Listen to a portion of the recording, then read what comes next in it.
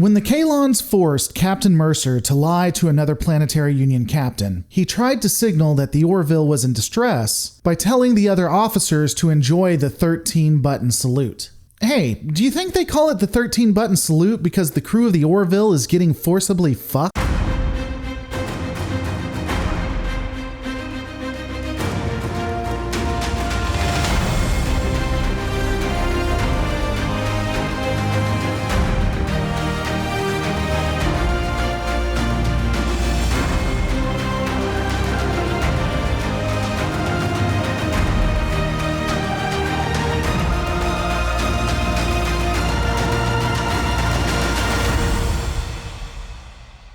The Battle of Earth is one of the most devastating military engagements in Planetary Union history. While a full analysis of the episode is outside the scope of this breakdown, as a general primer, the prelude to the battle includes the USS Orville returning their Kaylon crewman Isaac to the Kaylon homeworld after he inexplicably deactivated. During their time on the planet, the crew of the Orville discovered the dead bones of the former creators of the Kaylons. The artificial life forms would decide the destruction of all organic life would be necessary and would head for the Planetary Union. The capture of the Orville would be quick and efficient. The crew of the Orville would be caught completely unaware as main power is disabled through a dampening field and a massive Kaylon boarding party entering through all hatches. The security personnel of the Orville fought valiantly, some even using close quarter combat by shooting around corners, only to be killed when they turn around. The security forces would be outmatched, though, and subdued by the Kaylon boarders. The ship is then utilized to escort a Kaylon fleet to Earth. As I discussed in the intro, the Orville and Kaylon fleet encounter another Planetary Union vessel. The ship encountered, the USS Roosevelt, would be hailed by the Orville. After communications are established, Captain Mercer lies stating that the Kaylons have decided to join the Planetary Union. During this time, he would also give the signal of the 13-button salute, basically stating that the ship had been commandeered. This is unreasonably stupid in my opinion. Not necessarily on Mercer's part, but on the Planetary Union's. Look, I get it, it's a joke, but current world militaries have found subtle ways to hint at issues without doing something so blatant. Hand gestures, movements of the eyes, and other things that could be utilized to say that something isn't right. The Planetary Union could not have been so stupid to have a catchphrase and put that in the manual. But jokes at the expense of continuity aside, the Kaylon obviously identify the ruse and destroy the Roosevelt before it can escape. Later, two members of the Orville are able to get away and head into Krill space, while others are able to get an emergency signal to Earth and retake the ship. We'll get into the actual battle proper after this.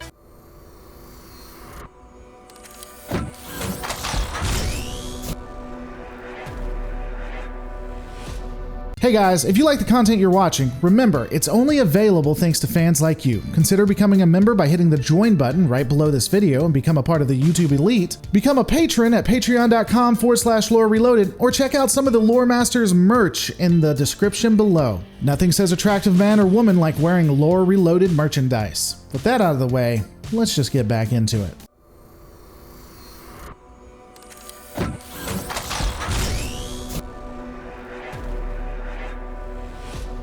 With the Planetary Union alerted in advance, and now the crew back in control of the Orville, the Kaylon would engage the Planetary Union in the Battle of Earth. This conflict would involve hundreds of Union cruisers ranging from light to heavy class and thousands of Union fighters. Ultimately, they would be joined by at least 24 or more Krill destroyers with hundreds of Marauder-class fighters as well. The Kaylon would field at least 31 greater spheres, possibly more, and dozens of lesser spheres and drones. We don't know how the battle begins exactly, but when we do join the fight, it is painfully obvious that the Planetary Union is outmatched. Union ships are unable to lock onto Kaylon vessels, while the Kaylons are not having issues targeting their Union counterparts. The Kaylon are also destroying 5 Planetary Union vessels for every 1 ship they lose. Most Kaylon drones are able to destroy smaller Union vessels and disable larger ones. During the battle, Admiral Halsey contacts Mercer to alert him of the widespread damage being done. While this is nice for exposition to the audience, I assume he was going to give orders right after. The reason is, it would make no sense for him to tell Mercer what the captain can plainly see on his view screen. Unfortunately, the Admiral's ship would be disabled before the orders are given, and he would have to retreat.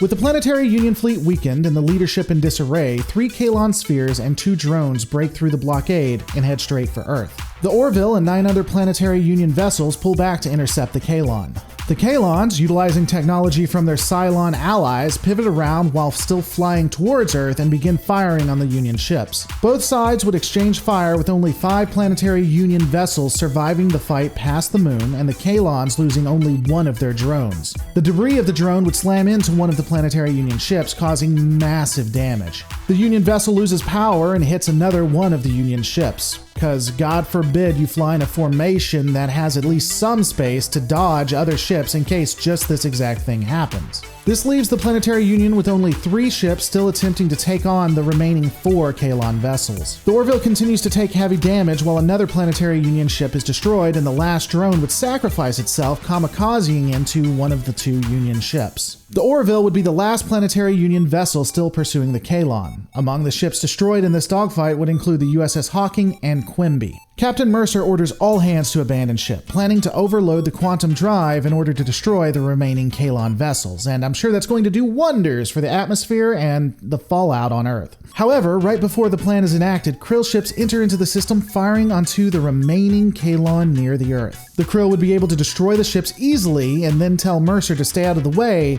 as the Krill engage the Kaylon at the front lines. I do want to take a moment to analyze the situation here. When we see the Krill firing, their weapons just tearing through Kaylon tech like a knife through butter, it's kind of odd. We know from previous episodes that Krill technology is about on par with that of Planetary Union counterparts. By that standard, we would then have to assume that the Kaylon fleet has taken massive damage. This would be the only way to explain how the Krill inflict the amount of damage they do on screen. This also appears to be consistent with what we see happening as they go through the fight. The Planetary Union didn't just go down in that quiet night.